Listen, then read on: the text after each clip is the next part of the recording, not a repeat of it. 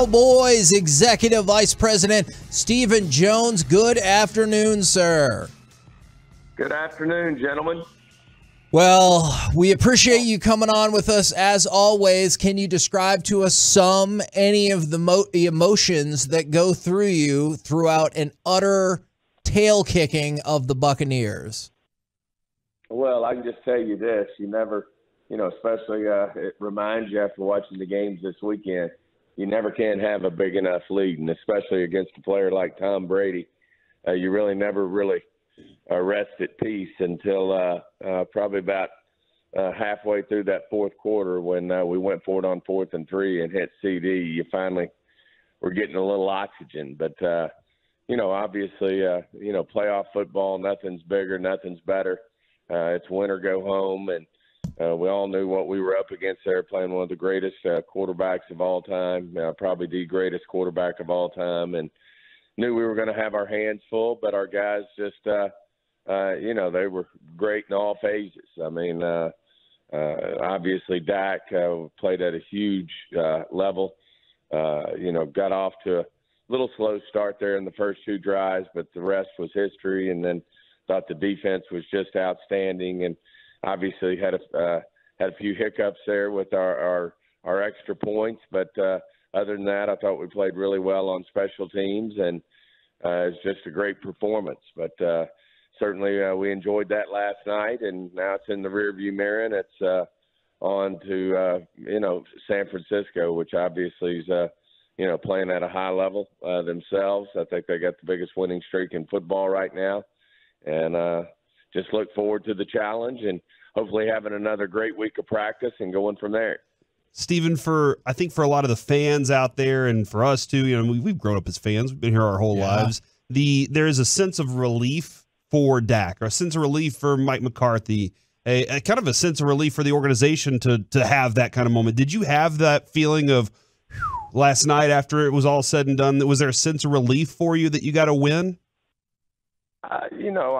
I just think you call it what it is. I mean, anytime you win a playoff football game, it's huge. I mean, I know it's been a while since we've won a long time since we've won one on the road. I think it goes back almost 30 years ago against the 49ers. And anytime you win a playoff game, it's just a big deal. And, all the intensity, all the work leading up to it certainly plays into it. But to come away with a big win and be able to, take the next step, and we head out to San Francisco now, and certainly, played one of our better games of the year, and ready to continue to respond. Now, when you're talking about best game of the year or one of the better games of the year, we were talking about, given the stakes and everything, do you look at this performance by Dak Prescott? I know there's more to go, but at this moment, did that feel like perhaps Dak Prescott's finest hour? Well, he's certainly one of his best. I mean, you don't get a bigger stage than that. As I said, playoff football on the road against probably the greatest quarterback to ever play the game. It's a huge performance, and he was pretty much flawless in terms of his play last night. And, his leadership's always to the nines. He's a big reason, I think, why we had such great practices all week. Offense, defense, really had their best week. And, the big thing is now, is to follow it up. And certainly I know Dak and our leadership on our football team will lead the way. Coach McCarthy, obviously, with his staff, will, I know, get our team prepared. And this is why you do it. It's going to be a huge game. Obviously, the Cowboy 49er rivalry goes way back in terms of some of the huge playoff games that we played, and we've gotten our share of them. They've gotten their share of them, but this will be as big as it gets, and we just look forward to the challenge. I know you've told us this. It is difficult the day after. I'm curious, just general feeling, or if you have any specifics about, Curse, Peters, maybe even Armstrong in terms of health going forward. Yeah, I just think, obviously we got in wee hours of the morning this morning, and hadn't really gotten a great feel for anything yet, but hopefully those guys are going to make a fast recovery and be ready for the 49ers. This morning when Jerry was on, he shared a story about Micah leaving a baseball bat in all the lockers and then leaving one on his desk as well, and it said, "Bring the wood." And I was just kind of curious, did you happen to get a baseball bat also, or was there one on your desk? Yes, absolutely. And, that's some unique things about Dan Quinn and what he does and, in terms of motivating, his group and what he's all about. But, I do think, certainly unique in terms of the gift. And I think the guys responded well. Do you have a go-to item that you would hit with that bat if you were angry? Usually the media is. That's very fair. If we're going to dish it out, we better be able to take it. I hear you. I do. Yep, probably so. I'd line a few of them up every now and then and take that bat to them. But no, in all seriousness, it's just to me, it of course represents what Coach Quinn wants out of our defense, and certainly they brought it last night and in a big way and played at a high level, and we just got to continue to do that now. There was a point last night, Stephen, when they had scored already, and then they got another opportunity, and they went tempo, and it was up-tempo football. And I was kind of curious, was that something that maybe Kellen had noticed? Oh, they got this specific package. I want to make sure we push that, or is that just something that the Cowboys like to do to take advantage of a specific time of the game? Yeah, I think it's just something that Kellen likes. We get in a rhythm. If we're executing, we get that first down. You get in a rhythm and you roll. And I think it's something that Dak enjoys. He's able to obviously do a lot of the work from the line of scrimmage when you don't huddle there. You keep the other team from being able to substitute if you keep your guys in there, and it's something that's been effective for us. But I do think it does help your offense get in a rhythm and execute. Now, you mentioned there was a couple of hiccups here and there. I think the biggest one is going back with Brett Maher. Is what will be the protocols for the week, and will you guys bring in competition? How will that go? No, we'll just obviously evaluate his situation. Won't make any comments on it right now, but certainly all know that hadn't been typical of his performances this year. He's been a great kicker for us, and fully expect him to respond and rebound and make his kicks going forward. Tony Pollard last night, I think it was the second drive. They kind of felt each other out, but it seemed like Tony Pollard, he had that big 18-yard run. It seemed like he came really to play last night, had that kind of look about him, and he got a lot of the touches. Was that I'm kind of trying to figure out what that says about the relationship with him and Zeke and where the running game is. Is it Tony's running game right now?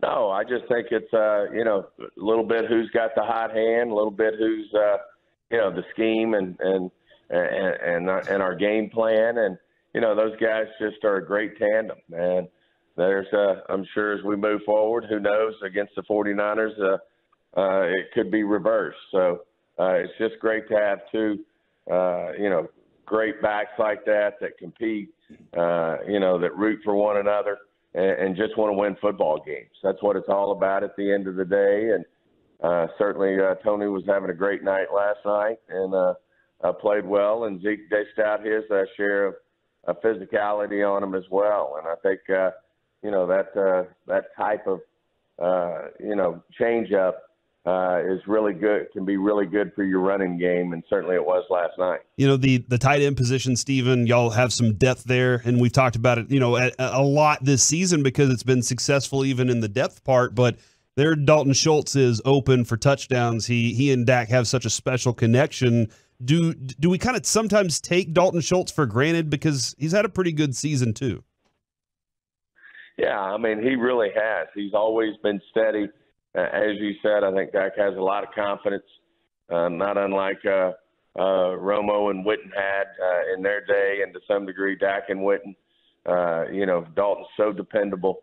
I think Dak has a ton of confidence that he's going to be where he wants him to be, and certainly, can make the plays. So, he had a big night last night for us, an integral part of us moving the football like we did, and just a guy I know Dak can depend on, and doing a great job for us this year. As long as we're talking about potentially underappreciated players, can I go ahead and throw LVE out into that mix as well? Well, absolutely. I mean, I think, it just felt like having his presence back out there, his leadership, what he does from a physicality standpoint, from that linebacker spot. I just think he brings a lot more to the table. And as you said, probably a little underappreciated in terms of, what our fans think of him. And he's just been done a great job for us this year. So when it comes to your next opponent, Brock Purdy has been outstanding as a rookie quarterback. I'm wondering, does he remind you all of 2016 Dak Prescott? Yeah, I mean, you got hats off to the guy. He's just winning football games, and that's exactly what Dak did. I mean, the name of the game in this league is win. And certainly Dak stepped in for Tony then, and all he did was win football games for us. And coming as a middle-round pick, I think one thing about Dak, in terms of pedigree, I do think Dak would have gone higher, but he had a little off-field thing during the draft, and which probably hurt him some, or I think Dak would have gone even higher. But this, your hats off to what the 49ers are doing and what they're accomplishing, with a guy who I think was the last pick in the draft and certainly playing at a high level. But I know Dan will have a great game plan for him, and hopefully we can, cause some roadblocks there in terms of his progress as a pro. Stephen, last night I was kind of paying attention. I think it was a 4th and 3, and Tampa Bay decided to punt. And I was like, man, that was kind of conservative there. And the Cowboys last night had two what I thought were significant risky moments that turned out successful. Actually, both of them were touchdowns for the team. And when Mike McCarthy's been a risk taker since he got here, do you think the way he treats, being that way all the time, even in regular season, like there's some sort of payoff in the playoffs whenever it comes that time that these guys know, hey, we're going for this? Yeah, absolutely. I think it just shows Mike just shows his confidence in Kellen and the offense and what we can do. And, I must say you look around the league and you see it all around the league in terms of more and more people going for it on 4th down. Obviously, analytics play a role in this. All head coaches now are aware of what those analytics are and what your chances are and what the payoff is. And, Mike's always cutting edge in terms of, in terms of those areas and, doing a great job with it. But I think it also shows the confidence he has in our offense and Kellen and our personnel.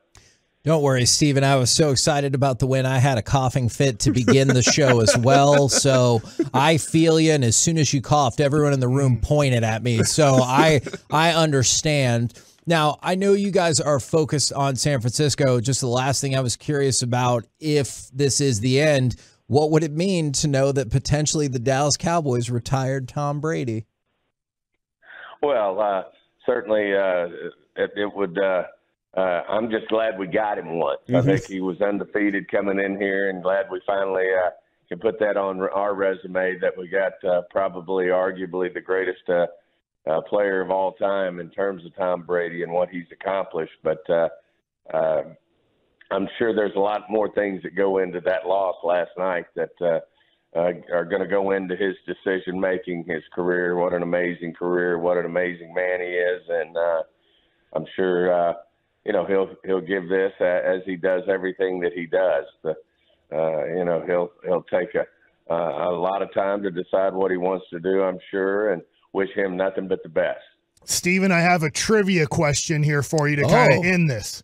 The last time the Cowboys won a road playoff game was 1992 until this last night. Do you know who finished second in the MVP voting in 1992? Your hint is he's a former teammate of yours. Oh, wow. I should be able to get that then. Second in MVP. Second in MVP in the NFL, and he's a former teammate of yours. Oh, man. Boy, I'm at a loss. I'll give you a hint. He ran for 1,690 yards that year. Now it gives you the position. And what year was it? 1992. 1992. Was it? I guess it wasn't McFadden, was it? Well, I think you're older than McFadden, right? I just thought maybe you were confused. I'm so young. It's Barry Foster. Unbelievable. I should get that because Barry's a great back and made a lot of great plays for us at Arkansas, and what a great pro. Good for him. There's your trivia day. And we might have insulted. He's very young looking. All right, Mike, so you be nice. Thank you very much, Stephen. We appreciate the time as always, and we'll catch up with you next week. Great being on, guys. Take care.